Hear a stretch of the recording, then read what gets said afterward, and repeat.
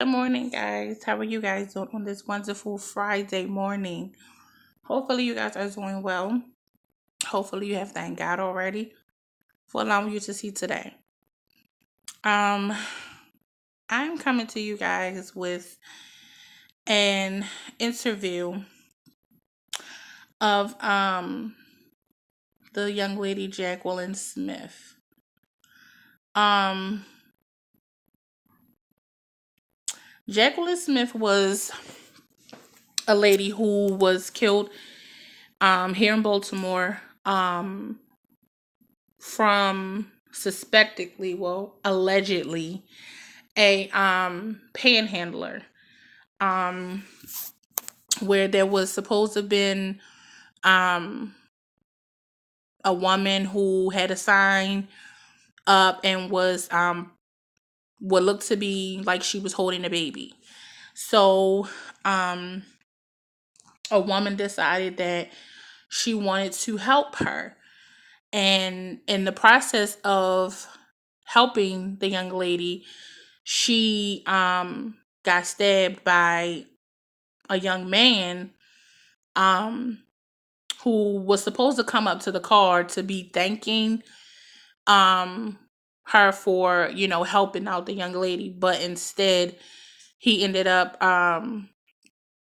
attempting to rob her and ended up stabbing her. But this interview is with the stepdaughter of Jacqueline and the husband of Jacqueline.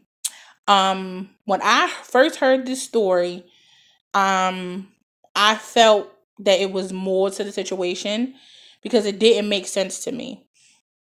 Um, and I will leave a link in the description with this interview, and it should be more interviews as well with them.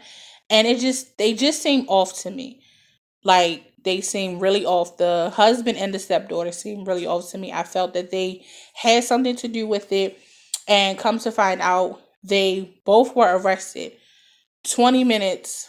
They got caught 20 minutes away from the border. So they were trying to go to Mexico.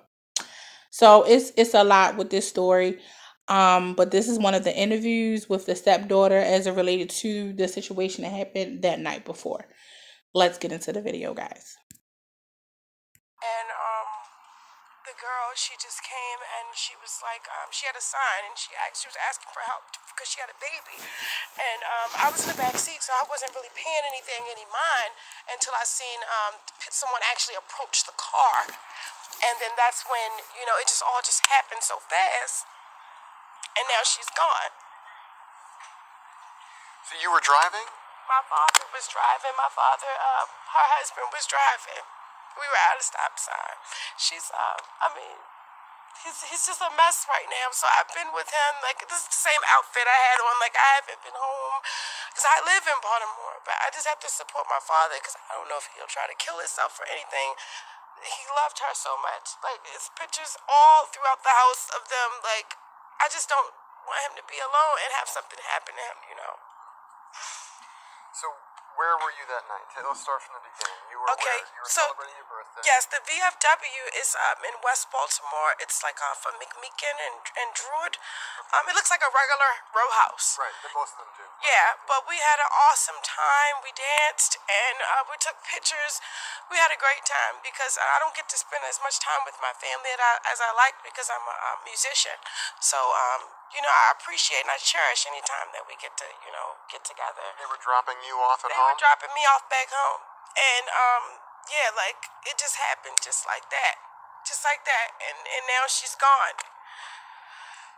And you were in the car? Yes. And I was in the back seat in the car when it happened. And, as immediately after it happened, we went to the hospital and she was gone. They worked on her for like 2 hours and she was gone. And she wasn't even 50. But she was 50. 54? She was 54. Like, she's the nicest woman that you could ever meet in your life. She was just a beautiful person. And she didn't deserve for this to happen to her. It's been all over the news. It's up because, like,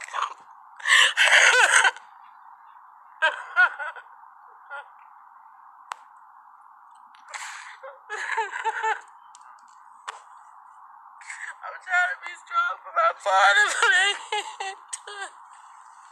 I've never had anything like this happen to me before. I've never seen anyone die right in my face before. I just want them to find, if anybody knows anybody, if anybody has any information, please help us and find out. Okay, please explain to me how all this dramatic crying that she is doing, and I don't see not one tear.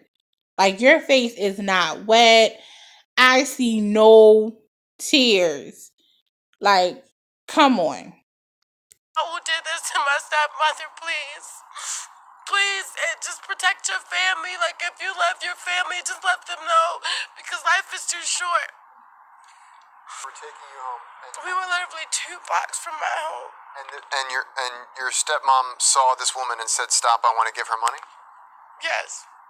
And then take me through. Yeah, then the man, it was 2 of them, and a guy had came, because I'm in the back seat, so anytime anyone approached the car, that's what I remember, and the guy was like, "Can I thank you? Can I thank you?" Because she was gonna give them, like, I think my father said she took out a 10 or something, like she was gonna really help them out, and he's like, "Can I thank you?" And as he landed the car, he just starts stabbing her. He just started stabbing her, and then they just ran. They took off, and my father got out the car and was chasing them. Like, he was trying to chase them, and that's the moment I saw my whole life flash before my eyes, because I'm like, my about to get stabbed. Like, how could you just leave me like that? And I'm like, "Dad, she's bleeding, like, she's gonna go, like, what's going on?" And then he came back, and we went to emergency. Well, we didn't go to the emergency room. We almost drove through the daggone hospital. I don't know exactly where we were at, but the officer on the phone, he talked to us the whole way there. Like, he talked us through everything, and, like, we've just been getting so much help and support. She was trying to help. As soon as she rolled down the window. Now, that makes no sense to me. First of all, if your wife is stabbed or being stabbed, why would you get out of the vehicle to go and chase them? You're in a car, sir. You're in a moving vehicle. So you're going to use feet to go and chase someone instead of going directly to the hospital to make sure that your wife is okay. That in itself is suspicious. No, not immediately after she rolled down the window. It was. I mean, I couldn't even tell you. Like, it happened that fast. Like, it definitely happened in a split second. And it makes me look at this whole world differently now.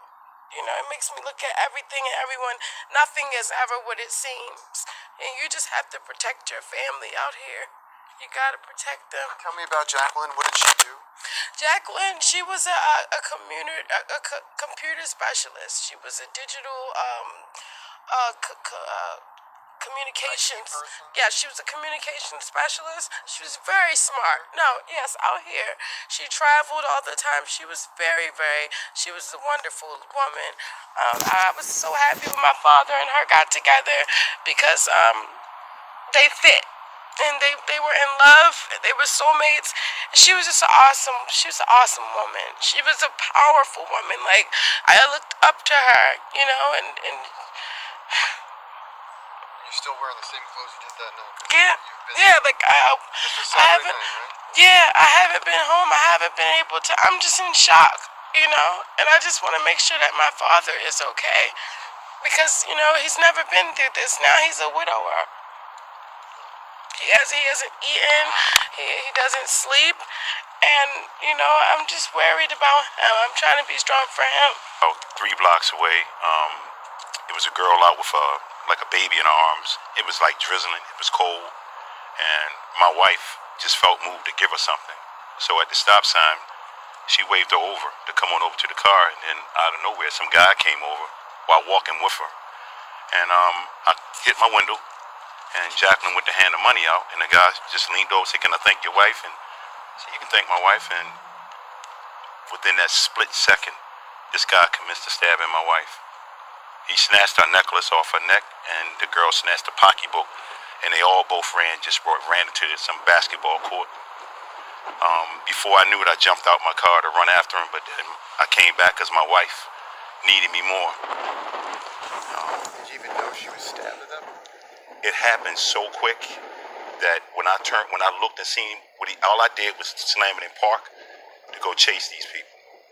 But then when I seen how my wife was screaming, I came back because I could have caught one of them, but the police told me that wouldn't have been wise to chase a suspect because you don't know where you're running to. So I don't know. So you didn't even know your wife was hurt until you heard Yeah, no. I knew she was stabbed. Definitely, yeah. Blood was everywhere. It was. And that's the thing. You knew that your wife was stabbed, but you still left her knowing that she's bleeding out. You running, and in the process of running to go chase these people, she's bleeding out even more. So you basically pretty much is the reason that your wife is no longer here because you decided to go and chase someone on foot and felt that that was more important than your wife, who you clearly stated knew was stabbed, bleeding. Oh, I'm gonna just leave her and go chase these people. Like I don't understand that. That makes no sense to me. No sense at all. I personally feel him and his daughter killed her.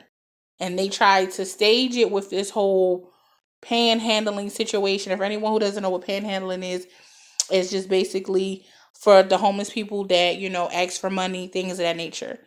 And I feel like it was just so easy to come up with that story because nothing else would have made any sense. Both of their stories makes no sense. She's in the back seat, the daughter, and she doesn't know anything, but you know enough to know that it was a young lady with a sign and looked like she was holding a baby, but you didn't see anything. Like, come on, their stories make no sense. Something that it was horrific for something like that to happen. But I'm right now just absorbing all of it, and trying to see how I can move past this. But I'm not gonna move past this until I talk to whoever my congressman is about banning panhandling. You want the city to make a change. I want the city. You're already beginning to see that. I'm already seeing it because now from this tragedy with my wife, I don't even look at panhandlers the same way. I look at them as a threat to my life now. So that's what I'm gonna push for, and I'm gonna make it in my wife's name, Jacqueline Smith. She didn't die in vain. She didn't die in vain. I'm gonna make sure she didn't. So I just thank all the support I've been getting, all the support that have been giving me, because I never would have made this through by myself. Is there anything else you'd like to say? I just want to let Baltimore know to be careful when you feel like you want to give, because you don't know what the intentions are of the person that you're giving to.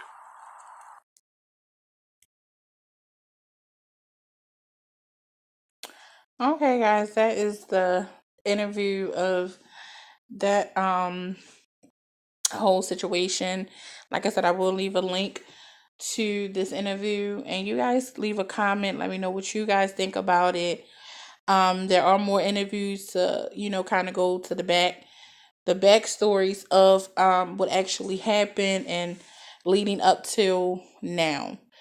But yes, the husband and the daughter, well, stepdaughter of her, are both in custody. They are both being charged with her murder.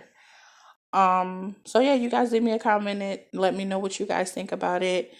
I personally, feel that when I first seen the first interview, I knew they had something to do with it because it just made no sense to me. You don't see much emotion, and the husband is saying, he's trying to get past it, but then he backtracks and says, well, I'm not going to get past it. Like, come on. Like, your choice of words is so off. You look so obvious that you did something or know what happened. But you guys let me know what you guys think in the comment section below. So next time, bye guys.